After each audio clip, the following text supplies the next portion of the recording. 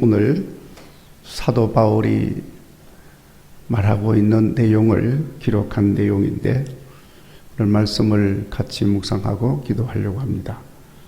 사도 바울은 우리 기독교 역사에서 참으로 위대한 사도였습니다.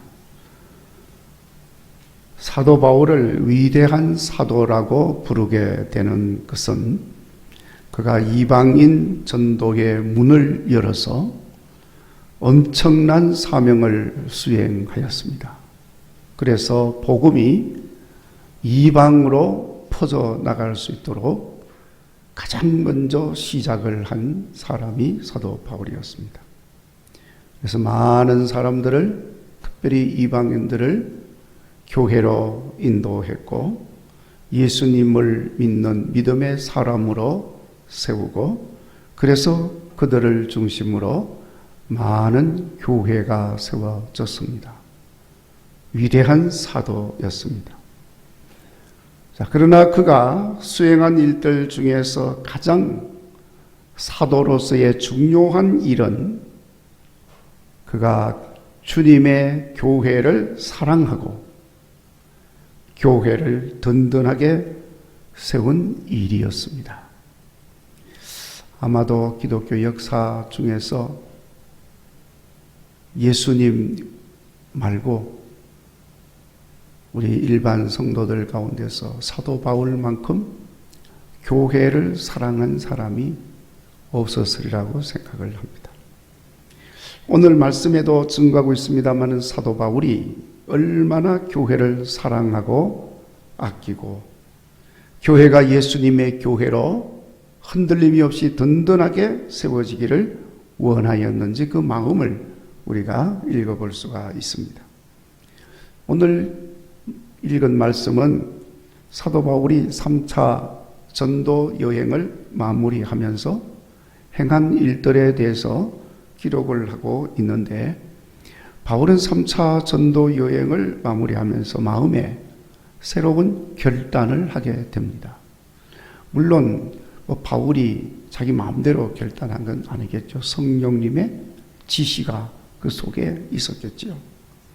그 결단은 이제 내가 로마로 가야 되겠다 하는 것입니다. 그리고 로마로 가기 위해서 바로 로마로 가지 않고 먼저 예루살렘으로 가는 것입니다. 예루살렘으로 가는 이유는 바울이 전도하는 곳마다 따라다니면서 이 바울을 죽이려고 그렇게 온갖 애를 다 쓰고 관계를 꾸미고 복음 전하는 일을 방해하는 아주 극단적인 유대 교도들이 있었습니다. 항상 바울을 따라다니는 거예요. 그래서 바울이 어느 한 곳에 오래 머물지를 못합니다. 집요하게 방해를 하니까. 심지어는 그를 죽이려고까지 하니까 사도 바울이 도저히 그들의 그 위협과 방해로 인해서 그냥 이제는 더 이상 견딜 수가 없습니다. 그래서 예루살렘으로 가면 그곳에 있는 유대 교도들이 틀림없이 바울을 고소할 것이고, 그래서 고소를 하면 바울은 로마 황제에게 내가 재판을 받겠다 하고 주장을 해서 로마로 간다는 것입니다. 여러분, 바울은 아시다시피 로마 시민권자이기 때문에 어떤 경우에도 로마 황제에게 재판을 받을 권리를 가지고 있습니다. 흉악한 범죄자가 되어서 살인에 해당하는, 사형에 해당하는 이런 죄를 지었다 할지라도 나는 로마 황제에게 재판을 받겠습니다 하면 로마 제국 치하에 있는 어느 곳이든지 그 로마 시민권자는 그렇게 보호를 받고 로마 황제에게 로마로 가서 재판을 받게 되어 있습니다.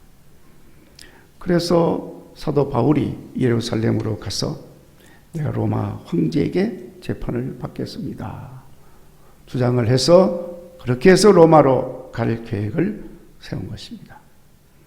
물론 지금까지 상황을 보면 그렇게 하는 게 쉽고 간단한 일은 아닙니다. 대단히 위험한 일일 수도 있습니다. 오늘 말씀에도 나와 있는 것처럼 가는 도중에 어떤 일을 만날지 모르기 때문에 그렇습니다. 그러니까 바울의 그런 계획을 가지고 가는데 가는 곳곳마다 교회들과 성도들은 바울의 그 말을 듣고 예루살렘으로 가면 안 됩니다. 예루살렘으로 가지 마세요 하고 적극적으로 말렸습니다. 어떤 일을 만날지 모르니까. 그러나 바울의 강력한 의지를 꺾을 수가 없어서 그렇게 결행을 하게 되는데 오늘 말씀은 그런 가운데 예루살렘으로 가는 길에 밀레도라고 하는 항구 도시에 머물게 됩니다. 이 밀레도라고 하는 도시는 이 바닷가에 있는 도시인데 에베소에서 아주 가까운 도시입니다. 그래서 스케줄이 맞지 않기 때문에 바울이 에베소까지는 갈 수가 없고 잠깐 정박해서 머무는 그 시간에 맞춰서 에베소에 있는 교회 장로들로 하여금 밀레도로 오도록 불렀습니다. 그러니까 바울이 부른다는 말을 들은 에베소의 장로들이 밤을 세워서 밀레도로 달려왔습니다. 사도 바울이 밤을 세워 달려온 에베소 장로들에게 마지막 말을 전합니다. 오늘 말씀은 그 내용입니다. 25절에 말하고 있는 것처럼 어쩌면 다시 볼 수 없을지도 모릅니다. 그래서 이 말을 전하는데 그러니까 다시 볼 수도 없는 상황에서 말을 전하니까 그 말은 마치 유언과도 같은 말입니다. 그것이 오늘 본문의 내용입니다. 먼저 에베소 교회를 위해서 바울이 얼마나 열성을 다하여 섬겼는지 그것을 에베소 교회 장로들에게 알립니다. 자기를 알아달라는 게 아니고 너희들도 그렇게 교회를 열성을 다하여 섬겨라 하는 말을 지금 하는 것입니다. 그리고 이제 성령에 매여서 예루살렘으로 가는데 무슨 일을 만날지 모르지만 각 성에서 증언하는 것은 환난과 결박이 기다린다 하는 것을 전해줍니다. 아마 나도 틀림없이 환난을 당하고 결박이 되어서 로마로 죄수 아닌 죄수가 되어서 가게 될 것임을 말하는 것입니다.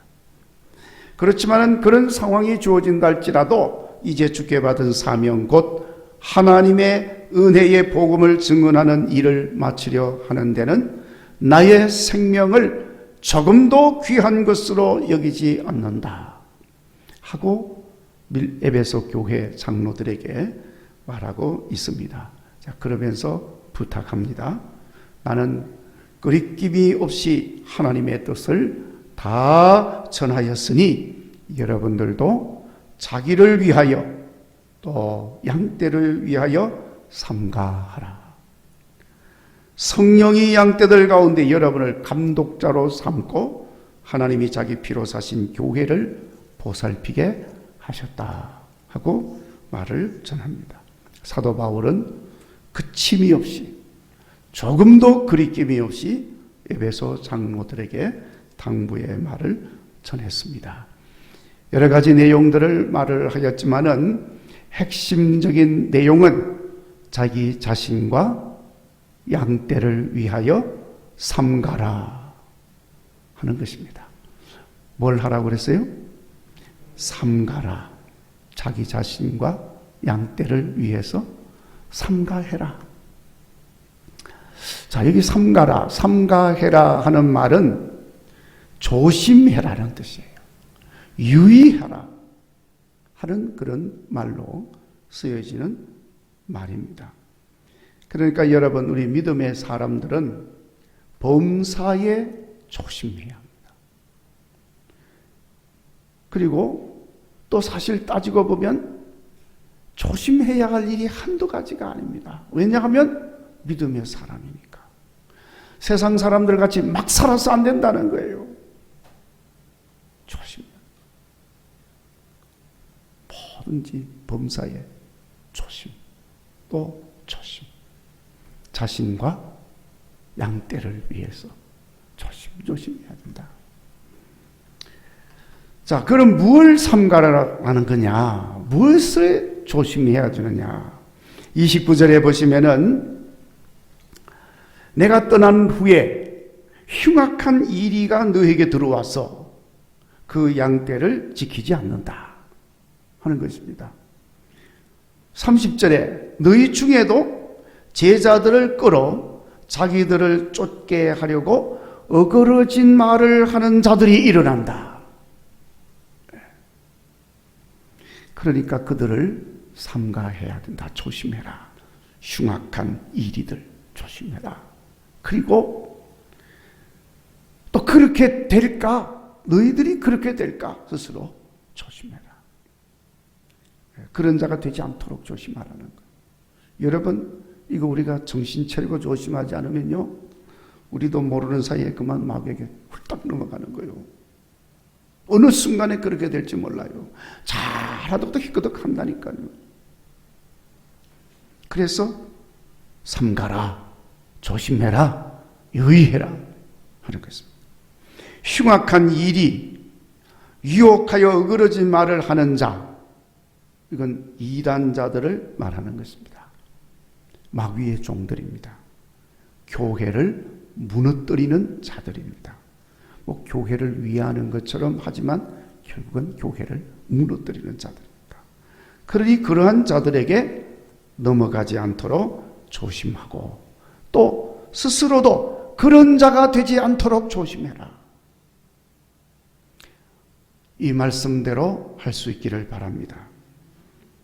그리고 여기 삼가라는 말은 좀 더 적극적인 의미에서 유의하고 조심만 하는 게 아니라 스스로 행동에 대해서도 삼가해야 할 것들을 적극적으로 조심하면서 유의해야 한다는 것을 말하는데 구체적으로 말을 합니다. 사도 바울을 본받아서 31절 바울이 에베소 교회를 위하여 밤낮 눈물로 쉬지 않고 각 사람을 훈계하던 것을 기억하라 하고 말합니다. 바울의 훈계를 기억하라는 거예요. 그리고 35절의 생활에 있어서도 범사의 본을 보였는데 그거 본받아라. 예수님께서 말씀하신 것 같이 주는 것이 받는 것보다 복이 있다 하신 말을 기억하고 수고하여 약한 자들을 돕는 일에 힘써라. 적극적으로 그렇게 행동을 하라는 거예요.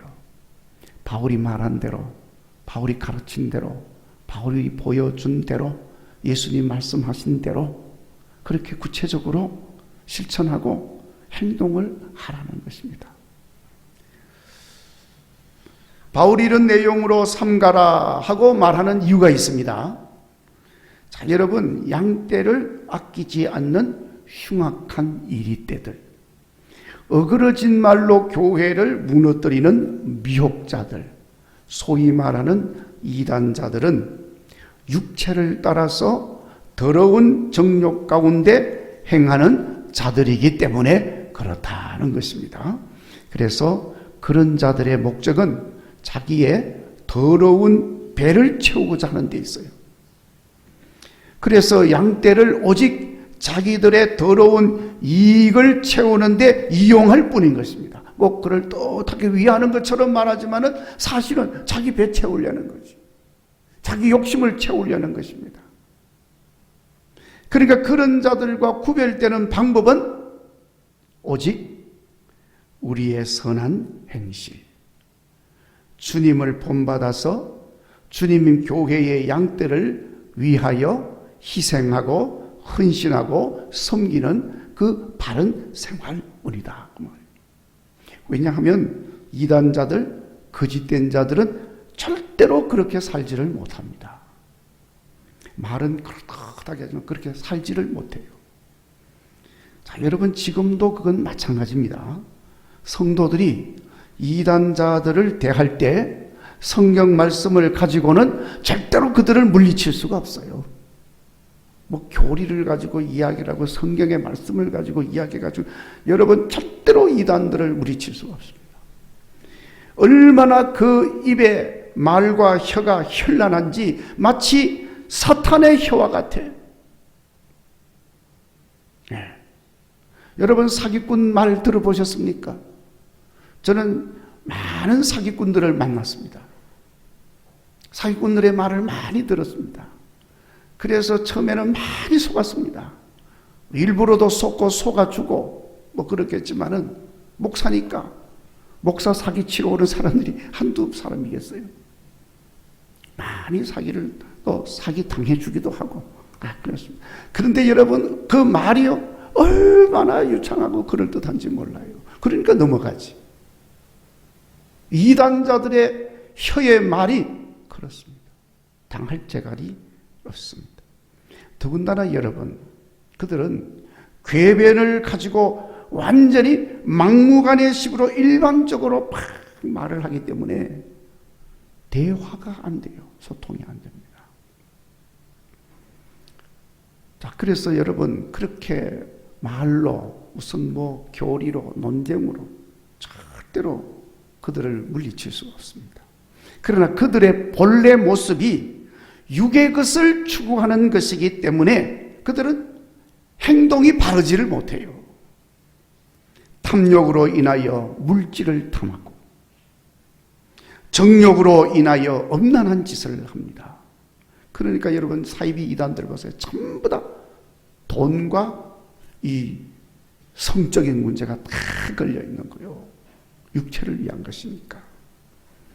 땅의 것을 위하여 소중한 가치들을 그냥 무시하고 파괴합니다. 그러니까 이단자들에게는요 가정도 가족도 없습니다. 질서도 없습니다. 자기들의 목적을 달성하기 위해서는 모든 것을 무시하고 부정하는 것입니다.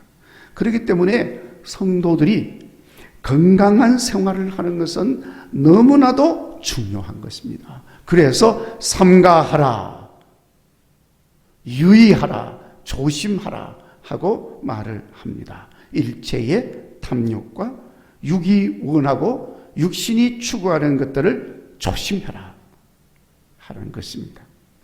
그리고 사도 바울은 삼가해야 할 중요한 이유로서 28절에 우리들을 성령이 저들 양떼들 가운데 감독자로 삼고 하나님이 자기 피로 사신 교회를 치게 하셨다.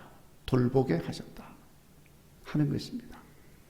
목자가 양을 치듯이 그렇게 교회를 돌보도록 하셨다는 것입니다.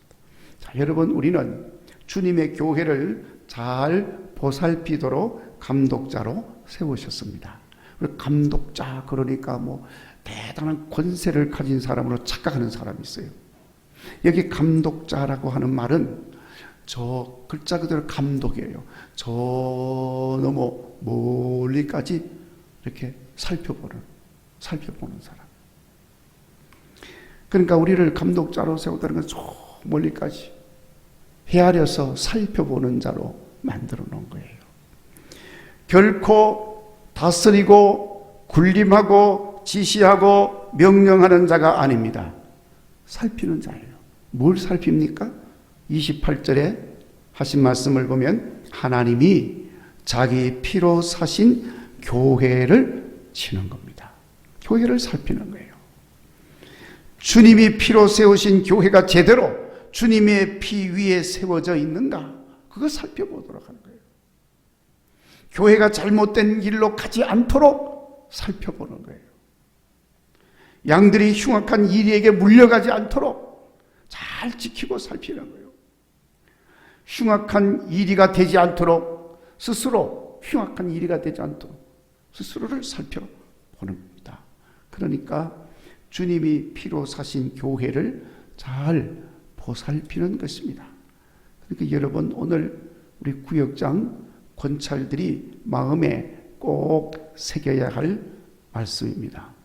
여러분 우리는 우리의 정체성을 알고 스스로 잘 지켜야 하고 주님의 교회도 잘 지켜야 합니다. 그리고 본분도 잘 수행해야 합니다.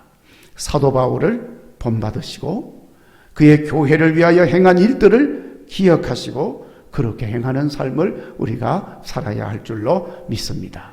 여러분, 바울은 주님의 교회를 위하여 말씀하신 대로 자기 생명을 조금도 귀한 것으로 여기지 않는다 그랬어요. 바울은 항상 성령님께서 세우시고 인도하시는 대로 행하였습니다. 지금도 성령님께서 강권해서 예루살렘으로 가게 하시고 비록 결박이 기다리고 있지만, 환란이 기다리고 있지만 그런 상황이랄지라도 로마로 가는 길을 지금 따라서 가고 있는 것입니다. 우리가 어떤 존재인지를 분명히 알고 주어진 사명과 본분을 잘 감당하는 하나님이 세우신 감독자의 사명을 훌륭히 감당하고 수행하는 여러분 되시기를 간절히 바랍니다. 그렇게 하는 자가 복이 있다 하고 말씀을 하십니다. 무슨 복이 있을까요? 주님의 교회를 위하여 살피는 자가 어떤 복을 받습니까? 많은 받을 복이 있겠지요.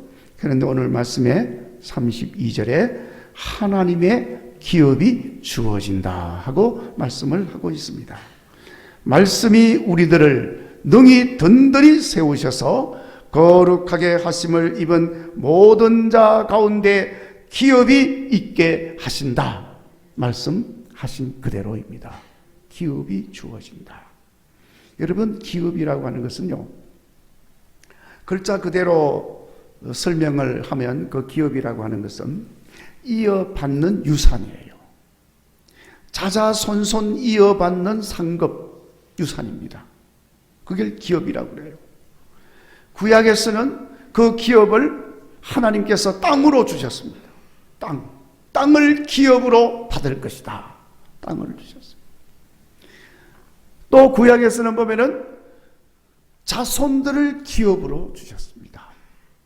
자식을 기업으로 주셨다.